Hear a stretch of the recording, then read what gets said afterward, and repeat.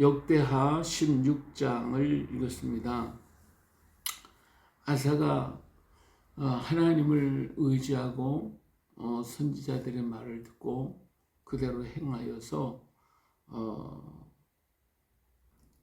나라가 평안히 왔고 구스 사람과 으릅 사람들이 쳐들어왔을 때에 큰 승리를 이루어 가지고 굉장히 귀한 역사가 일어나게 되었습니다. 자, 그래서 나라가 평안했는데 아사가 왕이 된 지 36년이 됐습니다. 36년 동안 나라에 전쟁 한 번 치르고 나라가 태평했고 좋은 결과를 가져왔는데 36년째 이스라엘 왕 바아사가 유다를 치러 올라와 가지고 라마를 건축하려고 사람들을 이렇게 보내가지고 라마를 건축하기 시작을 합니다. 그때 유다 그 라마가에서 유다 땅으로 사람들이 오지 못하도록 전부 다 방어하는, 오늘날로 얘기하면 뭐 철책성 같이 만들다고 할까요? 그렇게 해서 그 이스라엘 사람들이 유다 땅으로 내려오지 못하도록 그러한 방어를 하게 됩니다.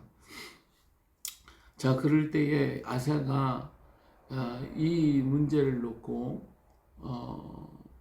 이스라엘과 전쟁을 하거나 자기가 나가서 방비를 해야 되는데 어쩐 일인지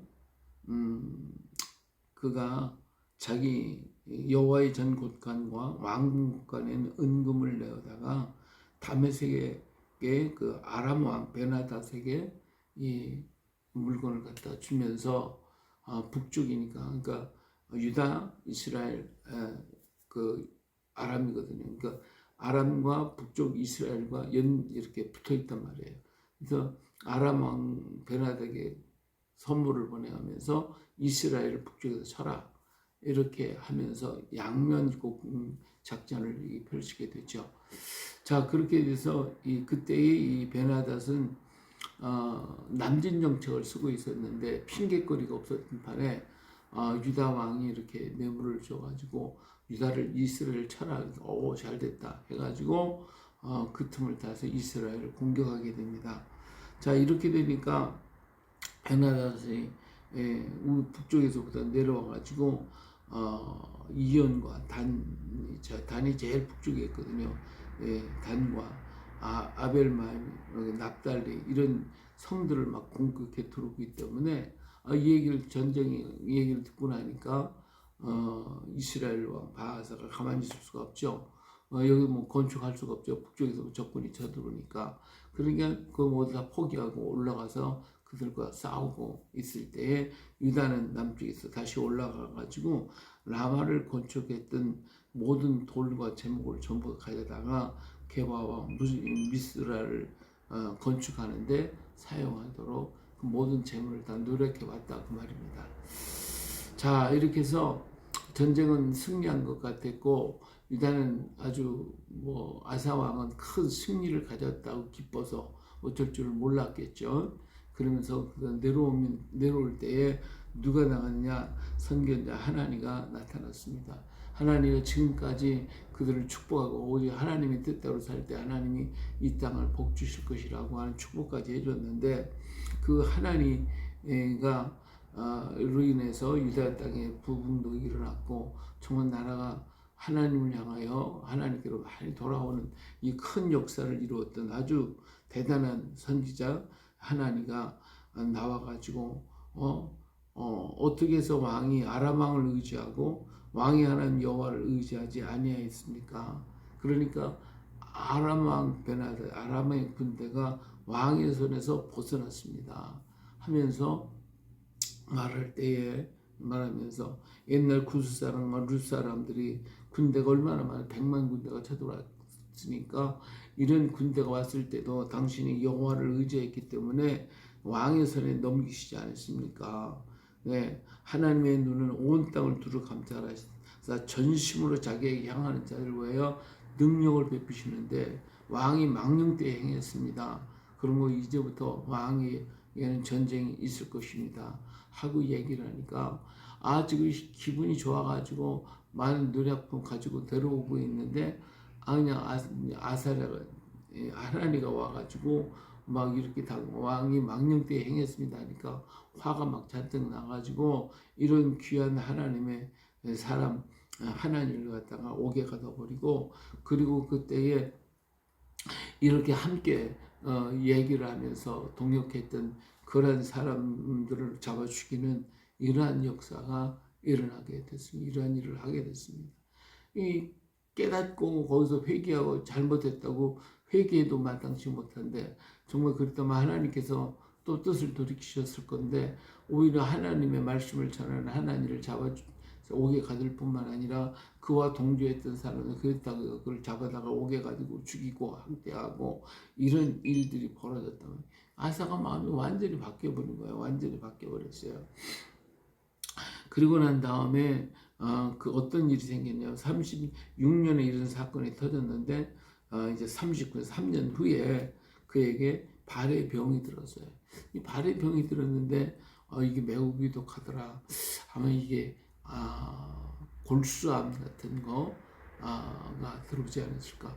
발에 작은 종기 같은 거 생긴 것 같은데 이것이 속으로 퍼져가지고 뼈에 들어가서 암이 발생해가지고 죽지 않았을까 생각합니다. 이렇게 해서 왕이 병에 들어가지고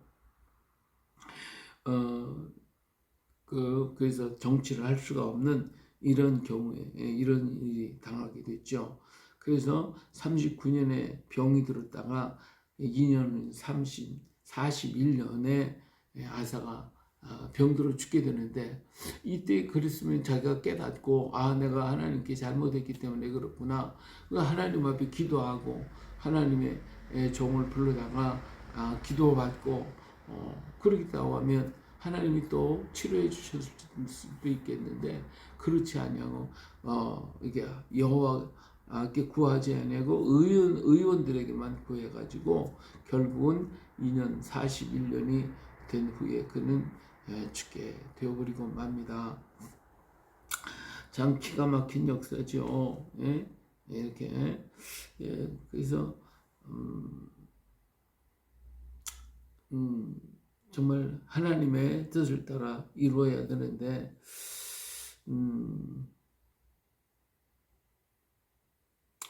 그래서 그의 아들 여호사밧이 그가 일을 못하니까 대신해서 왕의 일을 하게 되는 이런 비극적인 사건이 일어나게 됩니다.